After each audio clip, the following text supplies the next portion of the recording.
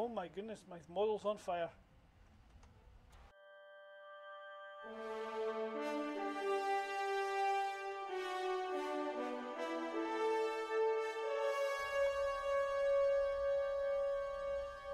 Hello everybody, welcome back to Star Trek Online. This is Inferiority Complex speaking. Now, as you can maybe see here, I'm actually situated at the Klingon Defence Force shipyards. My ship is sitting inside this little wee cradle, and the reason for that will be found out in the next video which comes out, which is the one which I've just finished recording actually, Aid the Shamar Part 2, plugging a gap that I've unintentionally left in the videos from earlier on. What we're going to do today is we're going to have a look at something which has been in game for almost a week now. In fact, yeah, this is the 7th day. It runs for one more day. Today is April the 1st, 5th. Oh, gee whiz, pardon me. Today is First Contact Day in Star Trek. The 5th of April is the first day that the Vulcans, is the day where the Vulcans make first contact. They come down to Earth because they detect Zefram Cochrane's first warp flight. So we're going to build a model of Zefram Cochrane's ship, the Phoenix. There's an event which we're looking at.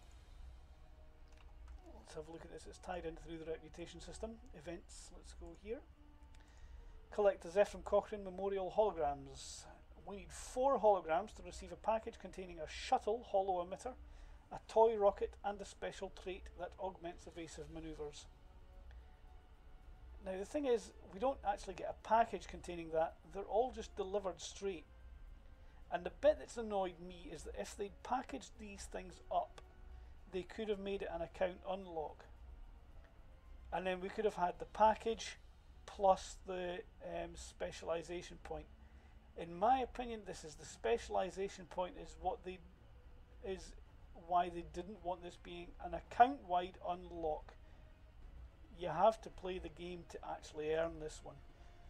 But they could have easily put everything in a box like this, which had the starship trait and these other 2 gimmicky things, and then the specialization point would have been separate from the box, so that when you go into the store and go to the account rewards, you could have got stuff from here. You could have got the box with all the toys on your other characters, and it would have saved a lot of time. As it is, I've spent a large amount the last few days just playing this event over and over and over again, and it is getting me really quite bored. Anyway, we've queued this thing. I've played it for 3 days, so I've got 3 holograms sitting ready to be donated to the project. As you can see, the project is now filled up to 75%. We just need a 4th hologram.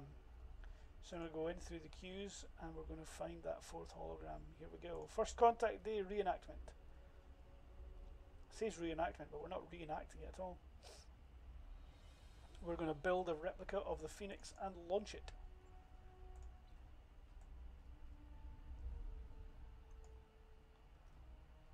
Let's beam to the shipyard while we wait.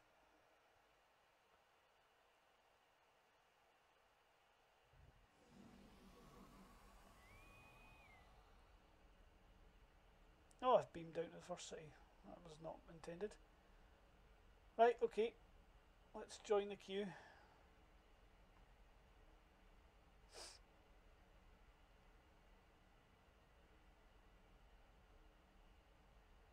Here we go.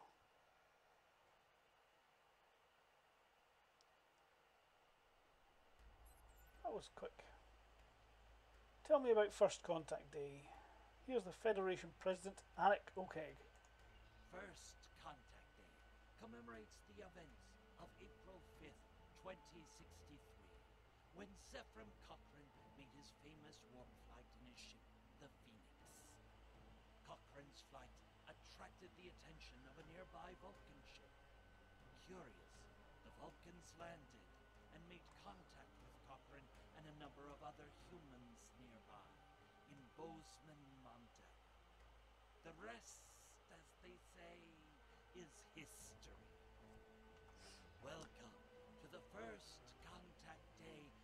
celebration. Tell me about the special event. Just as Zephram Cochrane scavenged parts to build the Phoenix, we've scattered components throughout the area so that guests can complete their own small replica models. Once the rockets are finished, we'll launch them. The scattered parts include components for hull, stabilizers, and engines. Your goal is to get enough good parts to make sure that your Phoenix replica flies straight and far without exploding. Welcome to the first... Yeah, we heard you say that already. Okay, we have 5 minutes to collect and scavenge parts, so we'll do that.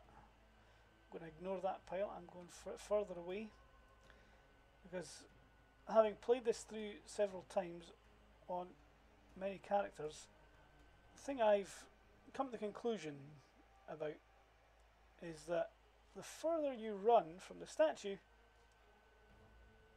the bigger the chance of getting decent parts.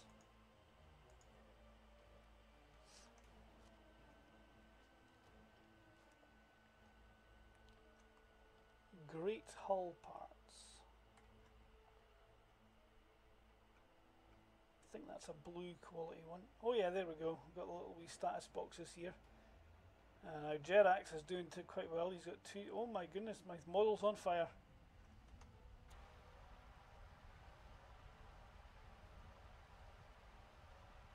There we go.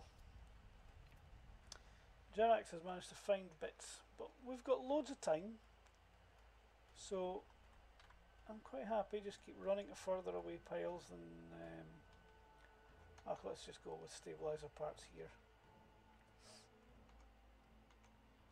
We'll keep going. Oh, I found a part, did I? Good stabilizer part, green quality. Green quality doesn't fill me with much confidence.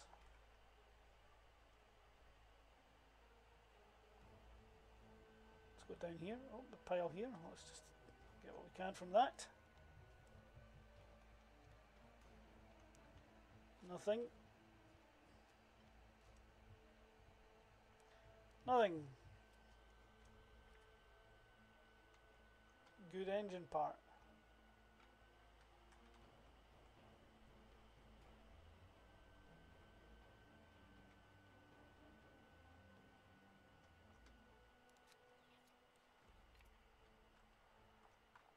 Okay. So I've got 2 greens and a blue. So now I've just got to keep scavenging to see if I can find some other parts. Here we go. Let's see what we'll get here. Junk. Whoa.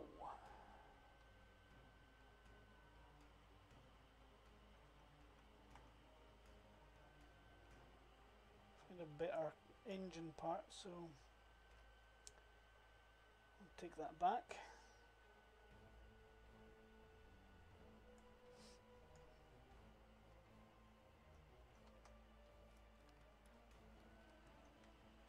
Let's see if we can find a better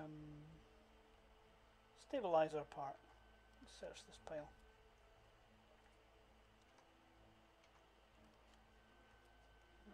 Junk.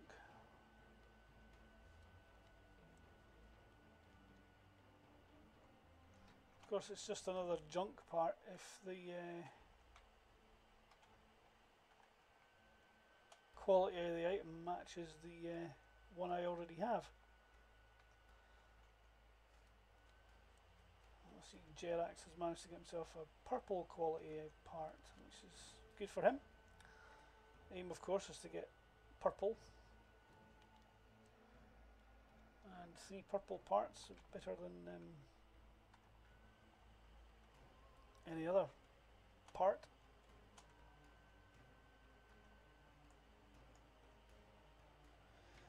I'm beginning to think I don't remember my way back.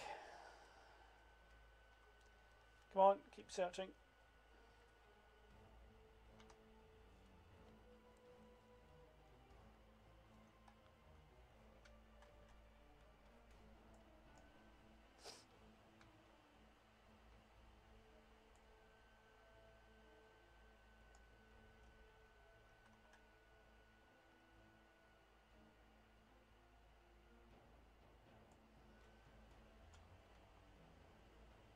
Okay, I see where I am now. Let's search this pile again then. Great hull parts.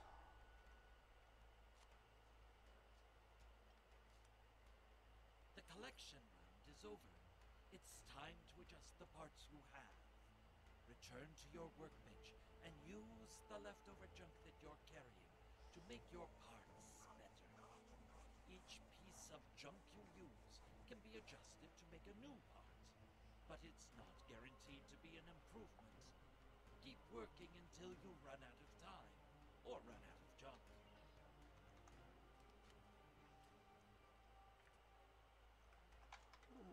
Nope. Got another bit of junk, but not much else. Right, so I've got 2 blue, 1 green, and we're now going to play the waveform matching game to do this.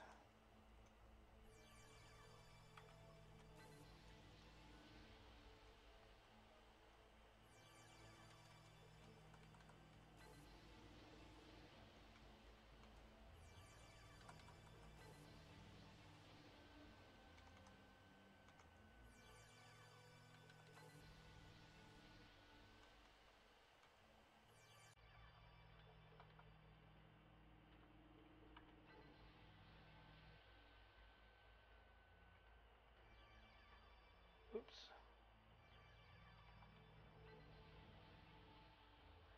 I've now got all my bits at blue quality, but well, it's not going to fly far, but at least I've got one. So mine is the blue one. We'll see how far it goes.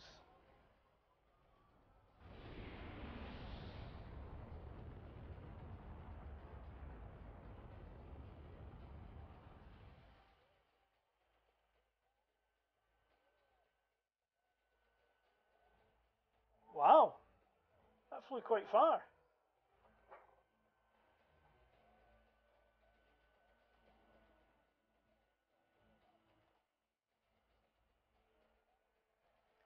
Gotta love the music to go with it. In the film First Contact, that's the music that played when the Phoenix launched. Magic Carpet Ride. Oh my, I even matched the gold one. Right, let's see, what kind of...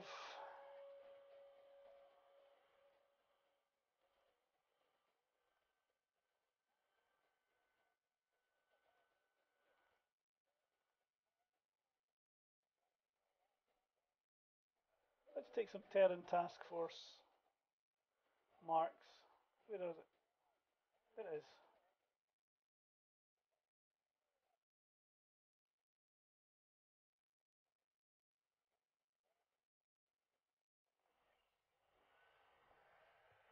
The amount of times I had to listen to that bit of music last week. But it's a great, great song. Magic Carpet Ride. I forget the name of the group that did it. Oh man.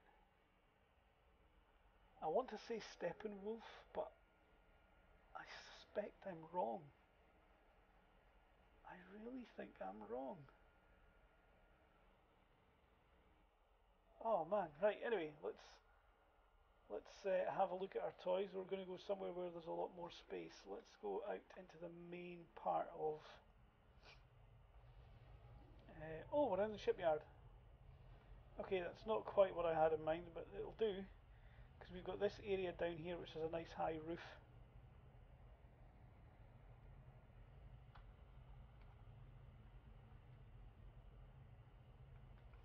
So we'll just set ourselves up here at the window. Okay, let's first of all submit the last hologram to the project.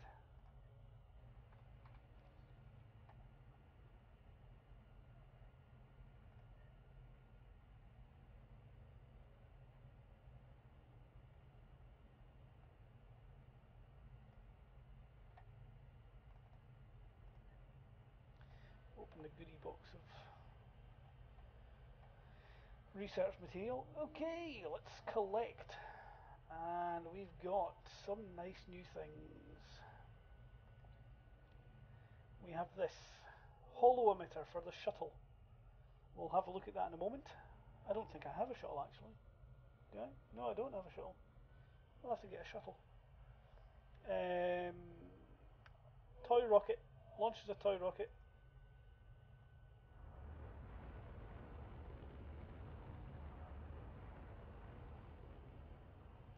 It actually goes quite far if you're in an open area. Any ground map you can basically launch that on. And we get this as well, a new Starship Mastery. Now that's the thing that unlocks a Starship trait. So there will be a third thing in this list in a moment.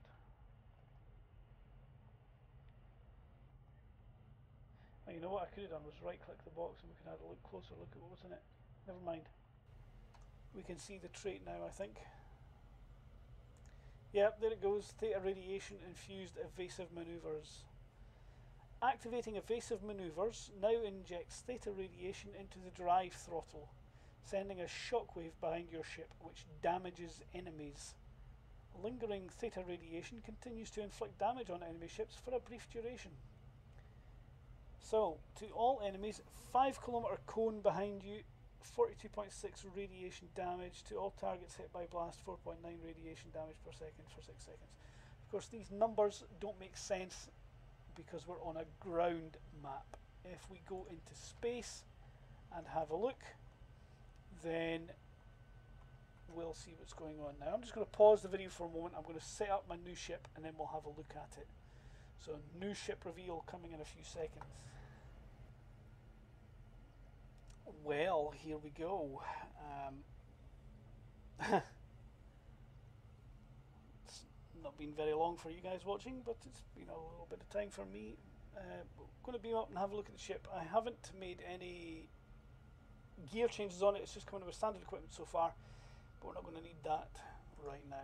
So let's go and have a look at this ship.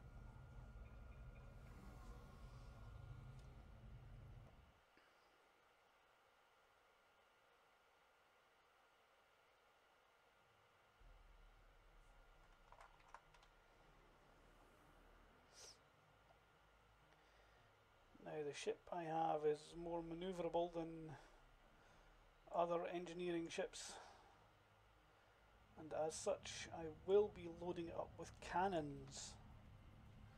Here we go. I love the painting on the hull, the sort of pale, not pale, but the sort of faded red, and I changed some of the black bit to orange for engineering, and there we go. That's the new ship. It is the Matha Raptor, if I remember rightly. Ship's tier 6. Here we go. The Matha Raptor, there we go. So I've changed the default skin on it.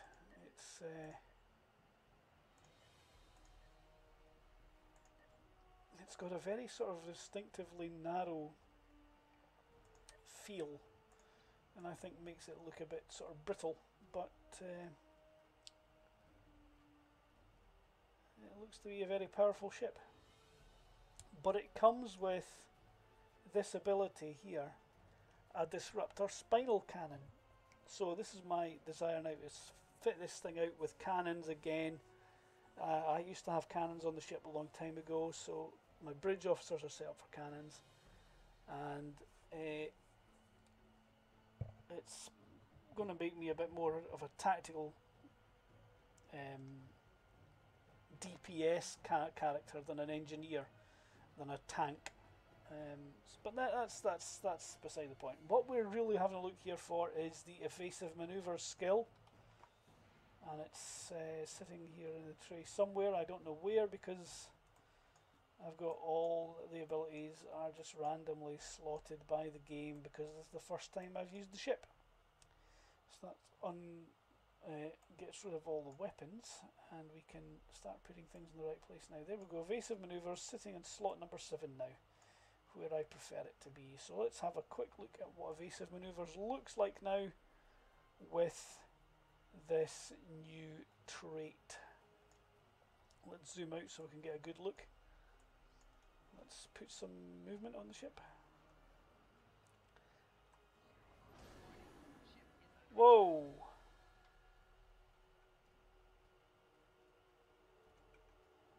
That looks like it could be very nice.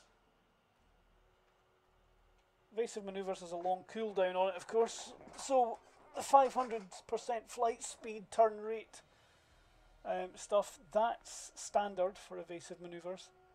But look at the new stuff. Where is the new stuff? To all enemies in a 5-kilometer cone behind you. 2,706.1 radiation damage. Now I would be willing to bet that if I kind of set, that's the way I prefer my power levels. That hasn't had a massive difference. Okay, I could deal with that. But let's change the power levels. Let's go to something like, well, it wouldn't be shields, that wouldn't be defense. What's next? Speed? No. If I go for balanced.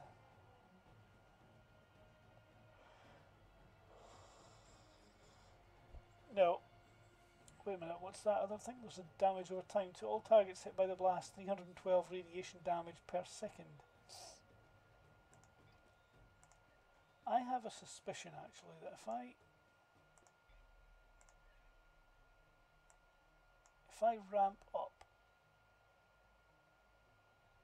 I think this is auxiliary power. Yeah, if I ramp up auxiliary power to maximum. Oh no, maybe not. What about if I put up weapon or engine power? Nothing's changing. There has to be a way to increase the power on that skill. Skills that affect this ability. Starship Impulse Expertise improves speed and turn rate.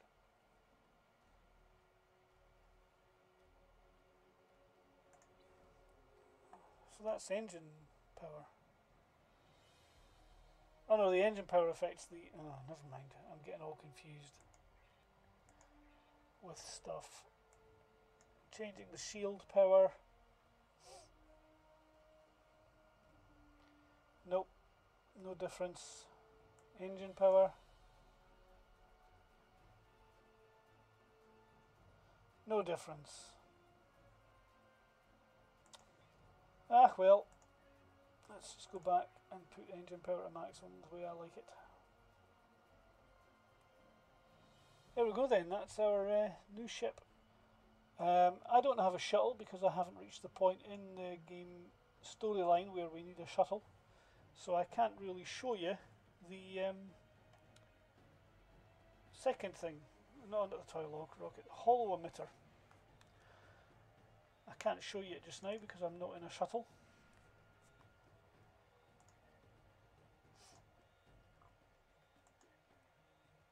Which is kind of disappointing. I would have liked to have been able to show you.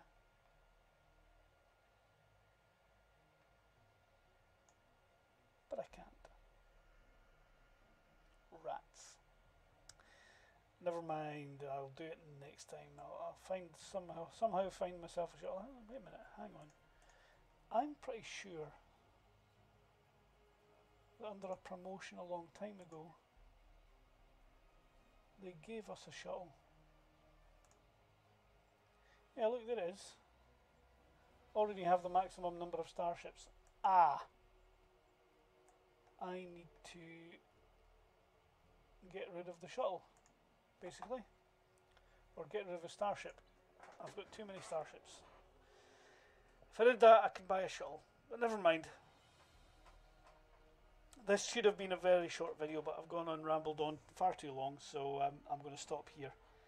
And I'll merely just end by saying I will see you guys in the next video. Please do subscribe to the channel if you're not subscribed already and get notifications on all Star Trek videos, which do come out far less frequently than they should. I always aim to do one a week, but I think over the course of a year I maybe average one a month. So stating I put out one a week is just a bad idea. So there you go. I'm always trying to do that though. Please do leave a comment down below. Tell me what you did like, tell me what you didn't like, and give me an idea of the kind of thing I can do better. I'm always wondering what the audio levels sound like in the video, so if I'm too quiet or too loud, please do let me know, because I can make adjustments on the game volume. I can make adjustments on the program that records the microphone and the audio from the game. What else can I do just now? Nothing. Except as it's First Contact Day today, April 5th, I wish you all a happy First Contact Day. And I'll see you in the next video. Bye for now.